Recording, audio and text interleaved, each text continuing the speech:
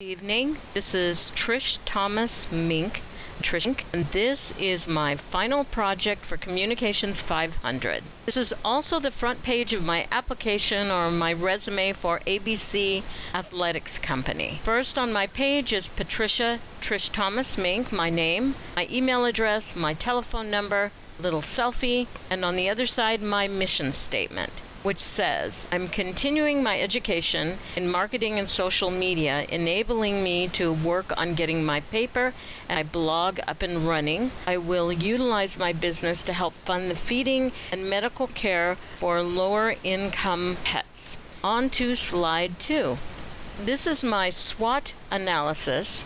Now, I tried to remember a 6x6 in regard to the slides. I don't know that it worked out, but I got the point. My strengths. I have years running successful projects. I've been self-employed since 1994. I have a successful network development, both person and on social media, in person with animal charities in the Phoenix area, in particular the AZ Arizona Exotic Bird Rescue. We love our pets here, and there is support for the charity in the Phoenix area.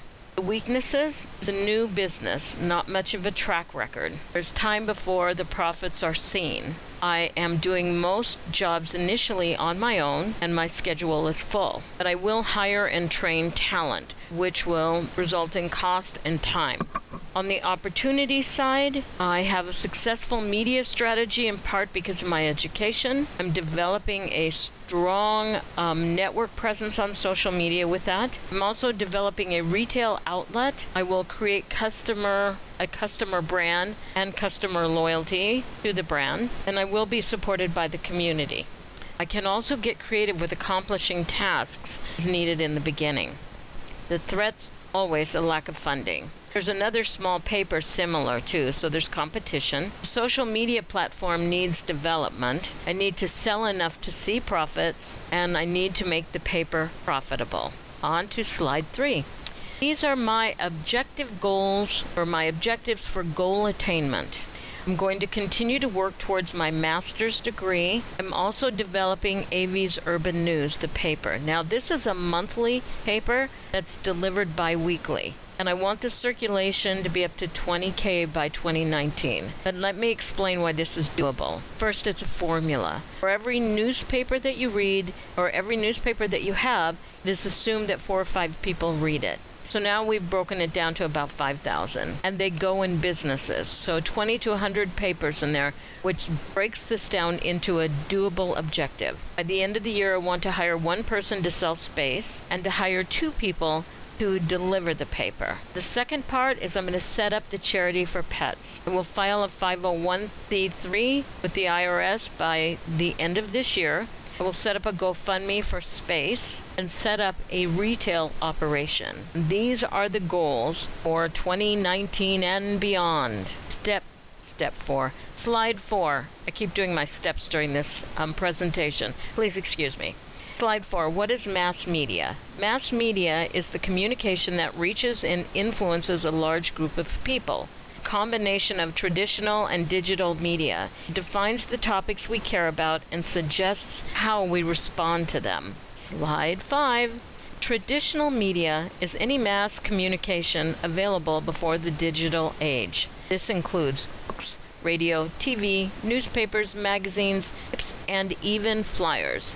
I included flyers because I have a memory of a bunch of people picketing for the Vietnam War, the Vietnam conflict. It was in 1971. I was 14 years old, and a long-haired kind of hippie guy came over and handed me a flyer and proceeded in schooling me about the propagandizing of Americans through the media. Though I was too young to completely comprehend, I have never forgotten it. Now on to the theories of communication. There are many theories of communication. I picked 5 that I thought would work well for ABC Athletics. First says media gives people what they want, called the uses and gratification. It claims that media does not do things to people, rather people do things with the media. In other words, the influence of media is limited to what people allow it to be. The second is agenda setting theory. determines the themes people focus on. It states the media shapes reality, not just sees it. It is why the most sensational stories get the most coverage. The second part of that theory is the more attention media gives to certain issues, more likely the public will consider it important. You see that with the reluctance of the media to stop with the Trump corruption and collusion news constantly. Third, the cultural theory. The media states, well, it's called the experience of reality social construct, but the media operates primarily to justify and support the status quo at the expense of ordinary people. Like I said, the experience of reality social construct. Moran paints the theory as political. It examines social issues with a broad stroke and is leftist leaning. The theory seems to promote the social uprising and unseating of people in power and privilege. I've done some bullet points, and here they are. Number one, and this is for the cultural theory. Number one, it tends to be macroscopic in scope. That's the broad sweeping generalization. Number two, the media is openly and avowedly political, leftist leaning. Number three, their goal is to be at least instigate change in government media policies. Number five, they investigate and explain how elites use the media to maintain their positions of privilege and power and demand that it be changed. The next theory is called the dependency theory. It states that people use the media to understand their world, also to define it. That is where the media gets their power. It also explains the long-term effects, how people view their world. It's like being hooked on a drug. People rely on the media to define what's important, i.e., how we look, act, what we buy, and what we should think politically. And in turn, we demand more of that to support our ideals. And the last is the social cognitive theory. It says people learn through observation. The media then uses the news, ads, and any agenda as a conditioning tool. We humans then imitate what we see around us. This in turn helps us define what is acceptable behavior and our values. Bender calls it the social learning theory. Like I said, there are many communication theories. I chose these in particular as I thought they would suit the ABC Athletics Company's needs for approaching customers and the masses in general. Slide 7. Media uses forms or models in communicating messages,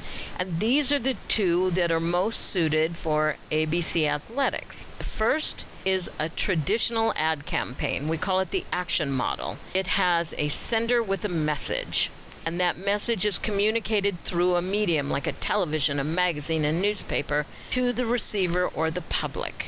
That's it. That's as far as it goes. Now, the second one is an interaction model. This one includes a social media model.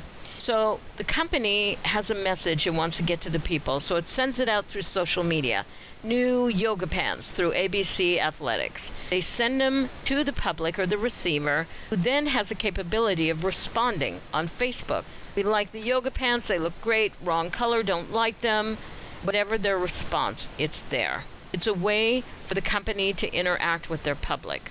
There are two more models of communication, and the first is called the transaction model of communication. It operates like a conversation. Person A speaks, male speaks to the female, person B listens, and person B speaks, person A listens. One thing that's great about this is there are real-time responses. While person A is speaking, they can view the body language and adjust what they're saying. When person B speaks, same thing can happen. This encourages both to respond. Now, the last model of communication is called convergence. It says communication is a process, and it contains several cycles of sharing. It's usually between two people with different opinions, say political, no hitting.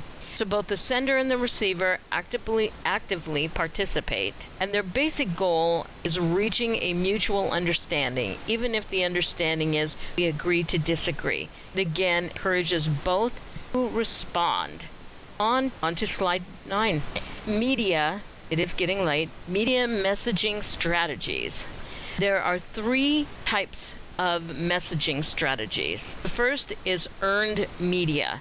This is basically anything that is free. This allows you to use social media and position yourself for the branding of your products. But all 3 of these allowed you to use traditional and digital communication, by the way. So back to earned media. It uses social media. It also uses any articles written about you for publicity's sake. It also spots on a TV program. If you're interviewed on a morning show, free publicity. You can also ally with other companies for a campaign. And finally, I think YouTube is a great place to showcase products and also free. Next is called owned media. Owned media is any content that your company owns. Content on your website, biggest owned media. Blogging, owned media. Your social media profile, your Facebook, all of that is yours. Ghost posting on another site, also your content. Any publicity you own, it allows you to brand your product. And finally, paid media. Paid media is advertising you pay for. Banner ads, hiring a journalist to write an article for you, or press releases you pay to have released, ads on television, magazines, newspapers, etc., etc. Slide 10. To finish up the marketing strategies, target marketing. Target marketing allows you to target the right clients on the right device with the right content in the right format at the right time. Today, retailers can connect and communicate with shoppers 24/7, allowing them to mark the beginning of any season, sale, or incentive program at literally any time. This is from a Forbes magazine, 2017. Slide 11. Aristotle's philosophy on ethics was to find the golden mean, that midpoint between two extremes. What does ABC Athletics want their ethical stance to be? Often this becomes apparent or more apparent when the behavior of a company fails to be ethical in their practices. Now, EA is a gaming company called Electronic Arts. They use digital rights management and licenses to grant sole rights to non-game franchises, create kind of tie-ins. It's like when they link up with the NFL or movies. EA has bought small companies or small studios for the rights, the games, and then closes them down. They fire the people, so the people lose their job. The company was successfully sued by the employees for mistreatment. They were having their employees work over 100 hours a week. On the other side of the coin, the ethical company MasterCard is on the top 10 list of the best culturally diverse companies. Not only that, but they retrain their older workers on social media so they're active. They support diversity in the workforce, obviously. They drive innovation and unity, and they call themselves a company cultural of belonging. On to slide 12. When Hurricane Katrina hit New Orleans in 2005, the media was much more trusted than it is today.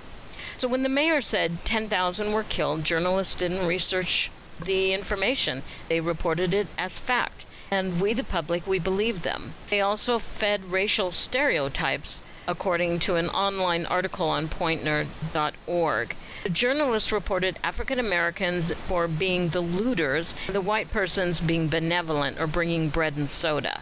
The racial component was important as the community had a black population of over 60%. Also, many of the parishes worst hit, like the lower Ninth Ward, were poor. Time magazine did an article that revealed the reason most Americans were critical of the government's handling of Katrina was they believed the media.